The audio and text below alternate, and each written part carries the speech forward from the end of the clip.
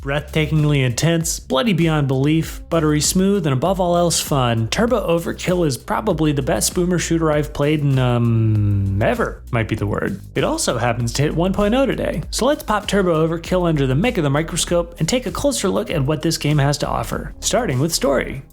You are Johnny Turbo, a chainsaw leg-wielding, gravity-defying cyberpunk ninja that's much more machine than man. With the help of your best and or only friend Sam, a flying AI automobile drenched in dry English wit, with an offer like that, we're clearly the best of friends. You'll near single-handedly or leggedly wage war on a rogue computer virus called Sin and its army of augmented minions. At least you will, until an Agent Smith-esque rival virus of sorts enters the equation and throws a digital wrench into old Sin's plans for her perfect cyberspecies.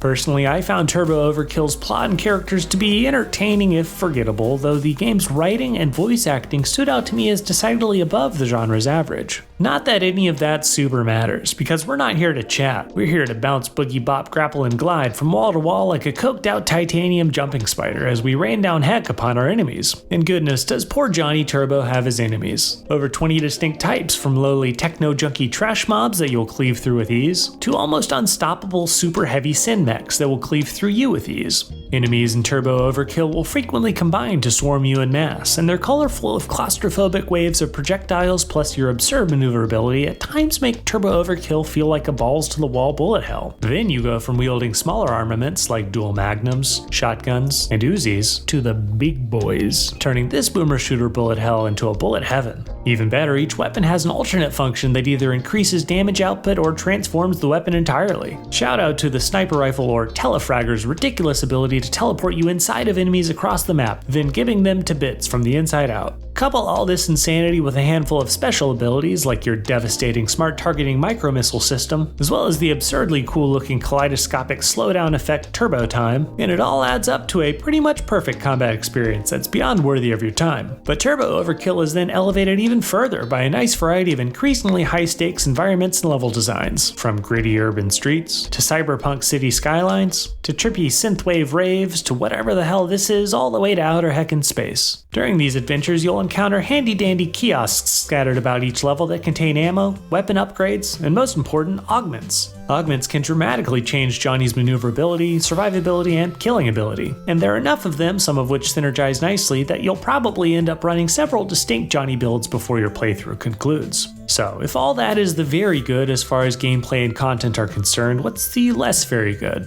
Well, for starters, I'm neutral on the game's playability, aka performance and player quality of life. In addition to occasional frame rate lag, Turbo Overkill is subject to sudden difficulty spikes and occasionally punishing checkpoints, not to mention a few too many insta-kill environmental hazards for my liking. Hey, I'm all for a good challenge, but boomer shooters are at their best when they let you do the boomin'. That and the game seemed confused as to what inputs to require when I turned on my Xbox controller, so I ended up sticking with mouse and keyboard for most of my playthrough. All that said, Turbo Overkill features a significant number of accessibility features and multiple difficulty options, so if you do get stuck, it doesn't have to be for very long. Say, for example, during one of Turbo Overkill's occasional boss fights. While challenging changes of pace, I ended up a little whelmed by them. They're not bad, just nothing particularly noteworthy to report here. Ditto that for the game's simple UI and straightforward objectives. While there are scattered collectibles about that'll unlock you some bonus content, the core gameplay loop in Turbo Overkill, and to be fair most boomers, is just shoot until you run out of stuff to shoot.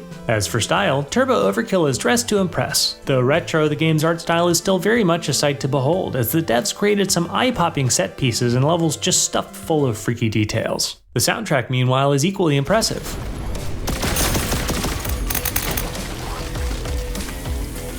Hard, fast, and electronic, just like Johnny himself, though some tracks can overstay their welcome a bit. But when they do, you can always just instead focus on the game's quality sound design.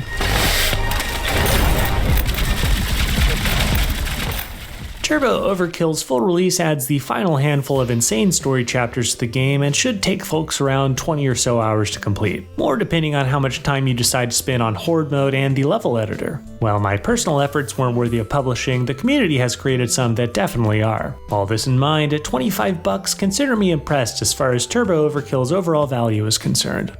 So, in the end and after averaging up our micrometrics, I'm giving this game a solid aggregate mega score of 3.61 out of 5, and I highly recommend it to fans of the genre. Until next time, this is Scope, and thanks for watching.